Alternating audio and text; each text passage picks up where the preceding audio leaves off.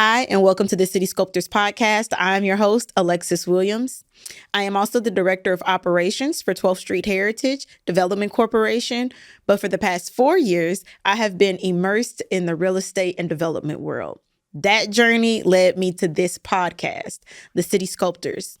Here, we take a look behind the curtain and we talk to business owners, city leaders, construction workers, realtors, and developers, and we see what does this world really look like and how a city is shaped.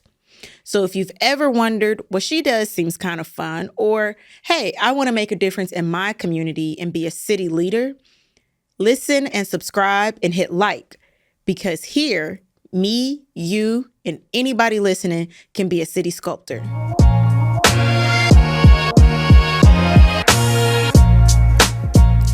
Hi, and welcome back to the City Sculptors Podcast. My name is Alexis Williams, and I'm your host. And today we have none other than Kansas City's Mayor, Quinton Lucas. Thank you for joining us. It is great to be with you. I'm excited for your questions and to see what we get into today. Okay, well, let's start from your early humble beginnings. You grew up on the east side of Kansas City. You've talked about that you've experienced homelessness. How have these experiences shaped your leadership and how you serve your community?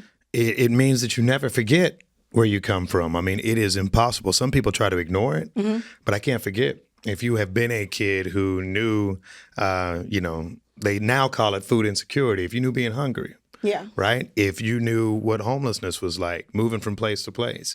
I still remember one story. My family ran into a tough time. We moved to this hotel off of 350 Highway. And a few things I remember. I got 2 older sisters, just me, my sisters, and my mother. They despised being in that motel room. I loved it because it was the first time in life I ever had cable TV, right? And I was watching like ESPN every day. And I was just like, oh, man, I'm going to watch the Chiefs win the Super Bowl this year. And it was 96. They lost early in the playoffs. None of that happened. But it was something. I remember there were some working girls there, but they were cool. I mean, it was just a sort of thing where I remembered everybody who was in the life.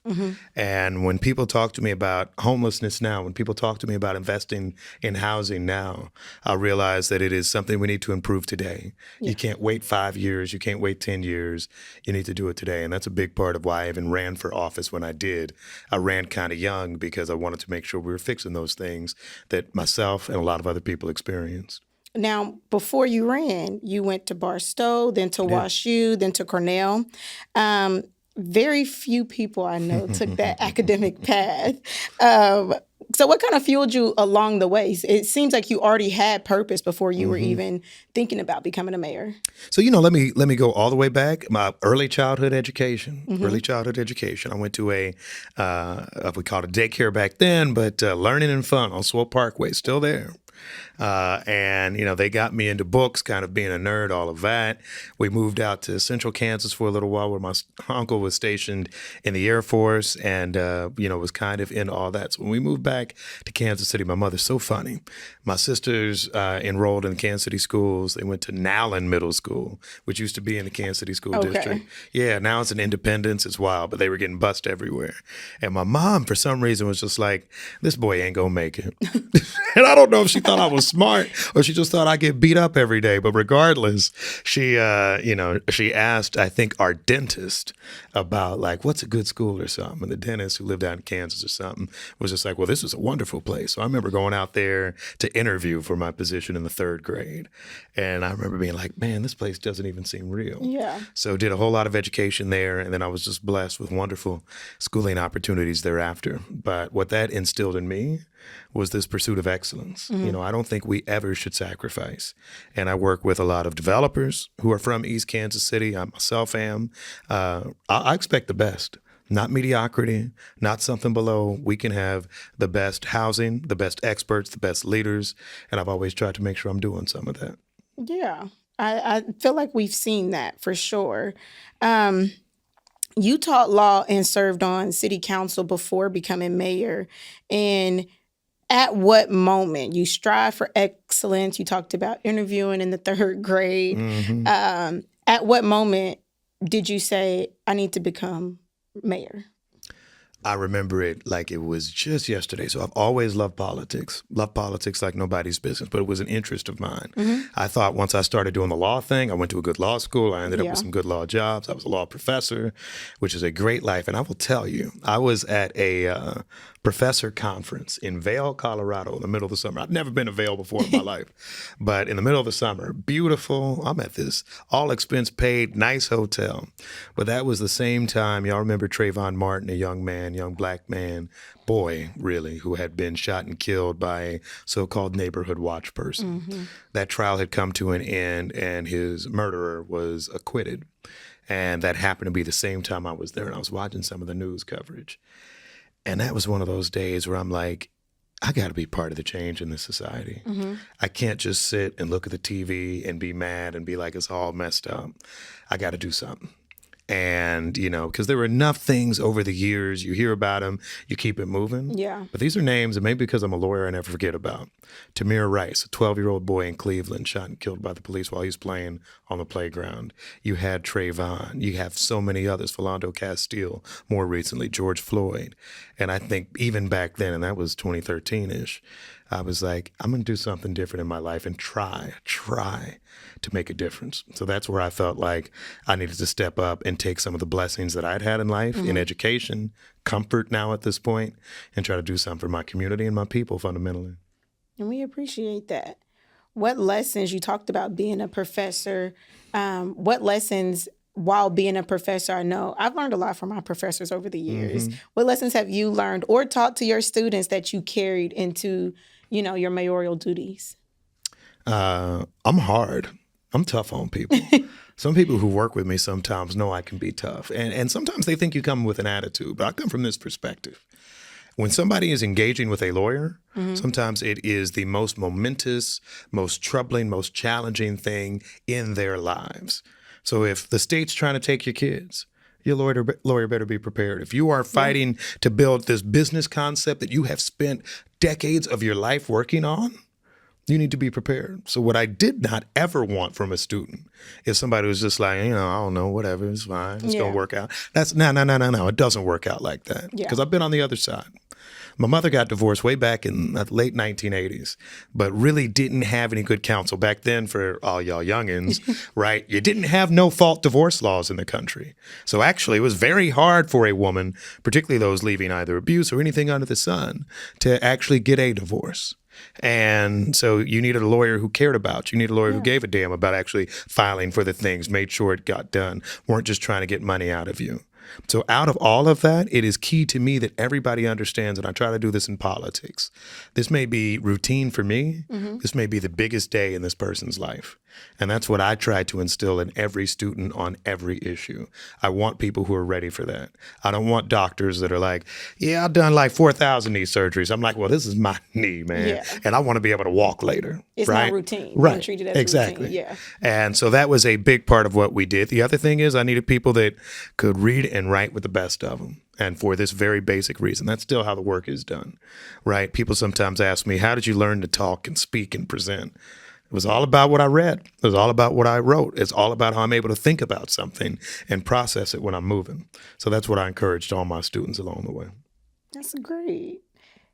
Kansas City, under your leadership, just speaking of like how tough you are and, you know, sticking with your vision, Kansas City has seen tremendous growth under your leadership, from the airport expansion to the streetcar, downtown revitalization. What does equitable development mean to you? And how do we include that in every neighborhood? Absolutely. So equitable development to me is the fact that when I talk about my list of development things, and this would be a critique on the city before, right? We have thought about downtown over the years. We have thought about some of the other things. I am proud of all the different places we've touched. Think about new development. We have new development at 18th and Woodland, right? Parade Park. You know, we will have thousands of people living there, interacting with it. I'm proud of that. We have new development on the riverfront. The riverfront, when I was a kid, was a dumping ground. Yeah. The Kemper Arena roof flew off, fell down actually. We dumped it right there. We have thousands of units there. Redevelopment in the West Bottoms, redevelopment on the west side, redevelopment throughout the inner city, the 3rd District of Kansas City, redevelopment coming at 63rd and Prospect. That to me is something that is special. What I never liked before was that they would say, I'll just make it general, say, oh yeah, we're going to do something cool downtown, y'all, but we'll give you a pilot project on the corner of such and such and such and such. Yeah. I'm like, oh, no, I don't want a little pilot project. I like downtown development, but I want to say, how do we get back to that best? How do we get the best possible development at the corner of Truman and Woodland, 18th and Woodland? How do we make sure that somebody at 63rd and Prospect isn't walking by a gravel pit again for another 20 years? Yeah. How do I make sure I do it on the west side? That to me is how we really rejuvenate our city. Speaking of the best, now this is a little bit controversial because the key word right now, buzzword, is affordable housing. And it's used a lot, but you've been one of the people to actually define it in a policy. Yep. How do we build a city where there is affordable housing, but just like you said, people also still feel like they're getting the best? So I think you do a few things. First of all, and I'm at conferences all the time, and people got different views. There are some who are scared to say affordable housing. I am not.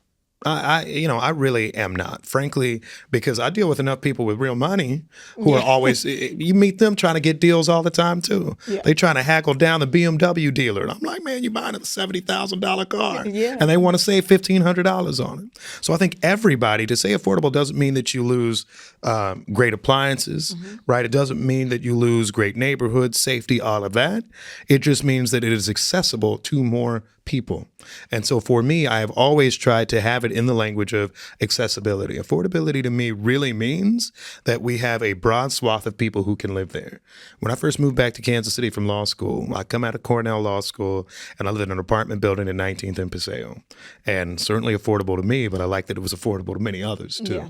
And I think the way that we build more of those mixed use, mixed income communities are going to be a part of it. What we can't do is just say, let's build some projects, forget about them, try to warehouse poverty. Yeah. What we are building is actually exceptional housing, an exceptional housing opportunity. And this is back to why we demand the best from everybody. Part of it's how we talk to developers. You're not giving me a 63rd and Prospect project and 63rd and Warnell project that are drastically different. Instead, if you are doing business with the city, at least during my tenure, we are seeing the same level of quality, we're seeing the same attention to detail, and we are not undermining any set of people compared to another. That's how you can have affordability, but not mean something that is less than what someone else gets. That's a great answer. Speaking of your answer, transparency has been big during your tenure. And one would venture to say you've taken a unique way to being transparent. What efforts have you made sure that, people feel seen and you communicate? One of the ways that we've seen you communicate is via social media. Yeah. I love it. Yeah. However, this is a first. Right. So what made you say, this is how I want to communicate to the people? Part of it was how I communicated already, right? And so I had the fortune of, I used to be young, you may not remember, but, when I first got on the scene, I was the new fresh thing. Important lesson to everybody in the world, you ain't fresh for long, by the way. I'm going to just warn all of y'all. I just turned 30, so I'm still. Hey, I remember, I was on city council at 30 and I was like, hey, look at me. And now, they're like, oh, old man Q. But Uncle Q, they call me on Facebook. But, and I even use the old person social media too. But, I think what I wanted to always do was actually be in a conversation with the people and as many people as possible. Because this is where I have to be realistic. Yeah. In politics, we talk a lot about, hey, everybody come to a community meeting. But I remember from my upbringing, my mom never went to a single community meeting. She didn't have time. Yeah. She had 3 kids. They were young. She was around working hard for them, going to work, taking care of them. You don't have time to spend 2 hours sitting at the Southeast Community Center to learn about something or another. Yeah. And so what I see this moment of social media doing, if you do it right, is to share, what are we doing? How can we get your opinions? I just posted something about the Swope Park pool. Some people like, Q, you need to build that on higher ground, avoid the flooding. There are other people like, Q, you will rebuild it right where it is. I got memories there. But you know what? That's the conversation. And the best thing that happens sometimes on social media, not always, is the people start to talk to each other. right? And then we start to see that there are different views. There is just diversity in viewpoint. And so that's what I liked. The other thing that I think I enjoy is it's fun. I mean, I like Kansas City. I like the people of Kansas City. And so the way that I can interact with them is actually being on social media. And I learn what they're up to and all the interesting types of things that we have going on in this city. Very interesting sometimes. Yeah. But with all that feedback, how do you listen and then implement it? Do you have meetings with your staff, maybe weekly or monthly, and say, hey, I found this out on social media, on Facebook or Instagram. How do we take it back to city council and implement those things that you... You know, the way I usually try to do it, you don't just go from one comment because, you know, people have some things, right? But you start to see, is there a consistency in certain issues? Is there a trend? And then you start to be like, all right, now I've heard several people mention that this is an issue that they've been dealing with. And then I do meet with a lot of our different staff, both from the mayor's office and the city more broadly, every week. Okay. And so have the opportunity to share, hey, I think this is an issue that we need to work on. So, I mean, I think it is important not just to do that, but also to share kind of back with the people, I heard you, I addressed this thing or that thing. And frankly, the government is something that we control. Yeah. And that's a big part of why we do it. So he is listening, y'all. In the Facebook, I mean, we already knew you were listening. We see the comments and responses. So. Well, I love chopping it up with the people. Some need to learn how to speak appropriately, though. I'm like, you can't I be seeing you get with them, though. Right. I'm Who like, you talking to? You can't. Anyway, I won't even repeat some of that stuff, but I sure respond. I'm like, if your mama didn't teach you, I'm gonna teach you how to talk to people. But anyway. We need bring back manners. Thank you. Yeah, and decorum. So I'm about to interview you as a young person representative. Okay, let me hear what y'all been up to? What happened to manners? It's not like we were living perfectly, but I know it's something. Yeah. You know, yeah. I'm like, respect the old lady. Take your hat off when you walk in. We yes, remember ma'am, some no, of ma'am. that. Yes. Yeah. We trying. Half of us. I think we kind of split 50-50. I know. It's, you know. I be seeing them. It's been interesting to watch, but I talk to wonderful young people every day. So I'm not just becoming that old dude who's just like, they're all bad. You got to bring back the grandmas. Ain't that the truth? Yeah. You know, but what I'm learning from grandmas, because my mama's a grandma, has been for a while. You know, they're interesting too because they tired all. She's like, I ain't watching your kids. Shoot. Oh, my mom is that way. But you know what? They were very strict with their kids and then super lenient. Thank you. Yeah. Because my mom loves to be super lenient when she watches the kids, but she acts like, my kids never look dirty walking out the house. I don't know why you got that boy looking a fool.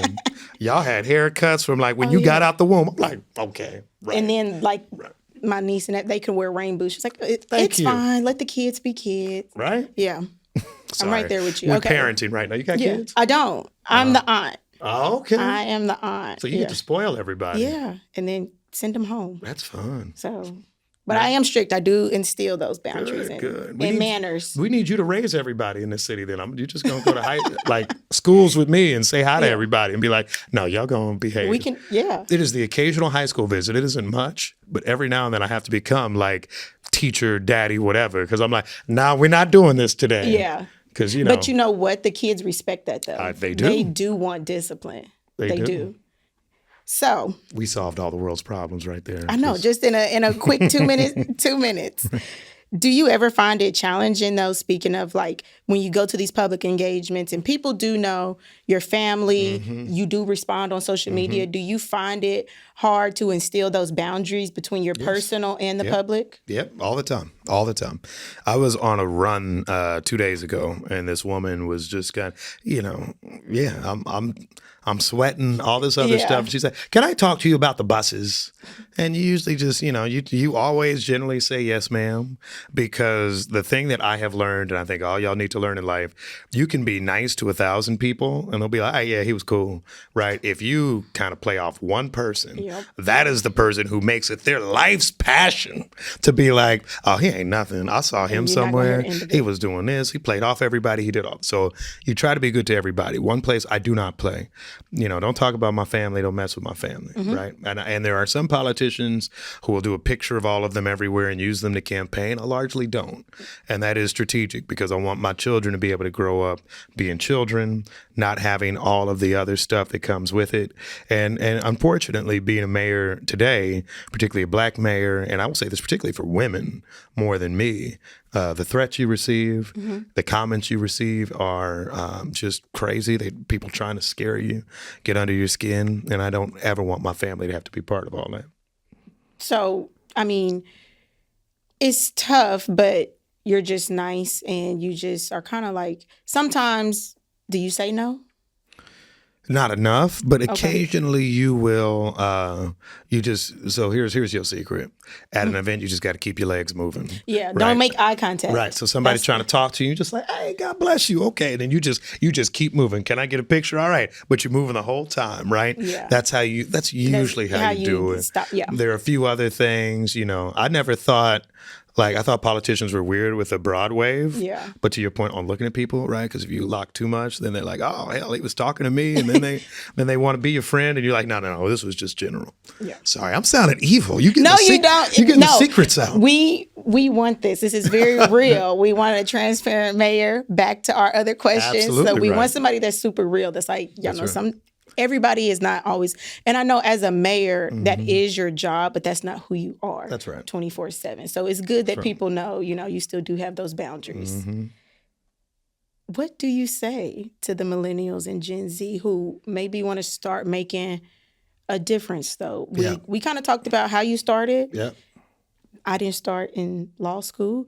But I don't know a lot of millennials and Gen Z who are going that way. So what is another way that we could serve our community? Well, y'all need to apply to law school. No, I'm playing. Don't be pessimistic. Okay. Don't be negative. And I say it this way. I talked about it this morning. I was born in the 80s. And at the time, in my view, we had a president who was denigrating Black women in America's cities as welfare queens, a president who was cutting money for housing, a president who was against opportunities for Black people, Latinos, women, and others. Thank you, right? And what was interesting is we got through that. We found a way to continue to build up communities. We found a way to continue to develop. We found a way to create opportunities for a kid like me. I shouldn't be here right now. At least sitting with you. I'd be somewhere. But, if you were just looking at the numbers and all of that, my mama should have just gotten me out. I was born at Truman. Just been like, all right, we're going to see what happens. But instead, right, we believed. And so I think pessimism is the thing that they want from us. So I encourage everybody who's Gen Z, a young millennial, an old millennial, I don't care. Don't just say, yeah, it's all a setup. Nothing's going to happen. Kansas City will never change, or wherever you are is never going to change. Instead, be like, you know what? I can change it. I can develop things. I got talent. I am exceptional, right? And I had a problem, by the way. Like at the beginning of the Black excellence kind of time, we're Midwestern too, so it's just tough to be like excellent. Like how you gonna call yourself excellent? That's bougie where I'm from. But instead, what I got to see was, no, we really should strive in everything we do to be excellent. Excellent at your job, excellent at being, I think, a good person, citizen, family member, husband, wife, whatever it is. And so for me, my encouragement is, don't get down by all this foolishness around you. And the other thing is to know how exceptional you are, how excellent you are, and to continue to strive being even better. A word. Okay. You've talked about sculpting a better Kansas City. What is something that you would like Kansas City as a whole to be known for by 2030? Oh, by 2030. So I can't do like barbecue or all of that. We on the map. Yeah, we already, people already know that. By 2030, I hope that coming out of World Cup and a bunch of other things, a lot of people don't know just how, I'll actually use this word, diverse we are in the broadest sense. How we have successful communities of color, how we have successful Black developers, how we are a good place to be. When I was in law school, every Black student was trying to get to, for us, we were out east, either New York or DC, right? Atlanta was too fun for us because we were lawyers, right? Yeah. We can't party with y'all. But but I think what I always wanted to see was a true Black professional community that I think is fostered and respected here. Mm-hmm. And what that means is and this is the thing where they try to trick people sometimes. The Black community is diverse. We have different interests. We're different types of people. We don't have to subscribe to the same viewpoint, talk the same way, act the same way, or anything of that sort. Sometimes I like bigger cities because I go somewhere and I'm like, wow, this person was like that. This person was like that, all of that. But we still striving to build up our community. And that's something every now and then that my mom and some of the OGs will talk about when they were all at Southeast High School years ago, right? And I think that is something that I want us to share more with the world about Kansas City, that no matter who you are, you can come, you can find success, you can find people from a number of different backgrounds, people striving. And part of that means that we need to create more opportunities for more people and unabashedly do so. But that's my hope for our future. The thing I don't want us to be known for. What is that? Kansas City has a problem with this. I won't get in your business. I was about to say, no, have you ever dated a man and are you impressed by a dude who's just like, well, let me tell you something, you can get with anybody, but I'm cheap. No, nobody likes that. No. And so why Kansas City? We're like, well, you can have the fun of Paris. You can go live this. You can do that. You can live on a beach. But you know what you can't do? You can't buy a real cheap ass house. And I'm like, why are we trying to just sell that? Yeah. We need to sell that you can get something great, that you can do all these interesting things, that you can be dynamic. Yeah. Nobody's just trying to be like, I know some of y'all, we all like having our coupons, but you want to make sure that we're selling Kansas City for its dynamism. We can't just sell it as, hey, we're here and we're kind of comfortable and really affordable. I think that's interesting, but I think we need to do more. The other thing that I always hate that we do, when I was younger, we would always talk about, well, you can look at all these other places, but Kansas City is a great place to be from. What we need to do is cut off the from. Kansas City is a great place to be. And we need to be committed to building what that looks like, how we make it better. I'm intrigued. You got all these young folks who work for you. I'm interested in hearing from them kind of like, hey, what do we do wrong? What do we do right? Yeah. If you're planning to settle somewhere else, why? Is it the job? Is it something else? And I think that's more of the work we need to do. I do see, I see those conversations, and what I've been seeing is a lot of people my age are moving back here. Yeah. I don't think that there's anything other cities have to offer that Kansas City does not offer right now. And I stand 10 toes on, you do not have to leave Kansas City to make a name for yourself or be somebody. You can make whatever you want to do here. So by 2030 is kind of soon, yeah, although you can do it.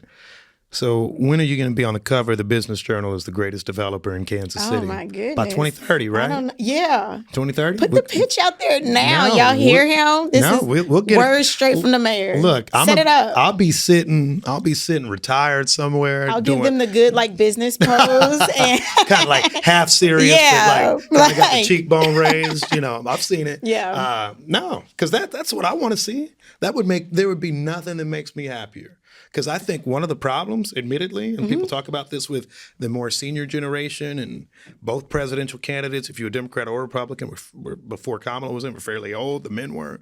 I think older generations need to be willing to let go. Yeah. And so a big part of what I want to see is how can we lift up all of you? And I think that's going to be the real legacy. I hope when I'm done, they'll say that he built a lot of housing. Which we are doing and will do even more. He built a lot of housing. He paid the people a fair wage. We increased salaries for a bunch of people, fought for fair wages, and frankly, that we really created opportunity for a bunch of people. I hope that all of these jobs, not because I dislike anybody, I hope they all change out. And we have people in their 30s and we have people in their 20s that are striving to take over the city. You took my last question. I think you were reading my note cards while you were talking. So that is a great legacy to want to leave. I don't think I have any more questions. You ready for a quick fire? Okay, let's go quick fire. Quick fire. Favorite Kansas City barbecue spot? Whatever I'm eating at that moment. Most underrated or up and coming neighborhood? Ooh, that's good. Squire Park, go about 39th and Troost. Wonderful neighborhood, houses kind of hidden away, big, good houses, accessible to everything. What is a book or a quote that keeps you grounded? There, but for the grace of God, go I. We're going to end on that note because that was just so good. Our mission is just here to empower every listener, every viewer, that they can all be city sculptors and make a difference in their own way, no matter the age. Is there anything else that you would like to leave with our... I'm gonna let the lady have the last word. Thank you for having me today. And thank you for joining us. This is the City Sculptors Podcast. I am still Alexis, and we have our mayor, Mr. Quinton Lucas, and we will see you next time. Thank you for watching this episode of the City Sculptors. If you've ever thought about how our city shaped or thinking about a new career path, this podcast is for you. We upload every second and fourth Monday. I'm your host, Alexis Williams, and this is the City Sculptors Podcast.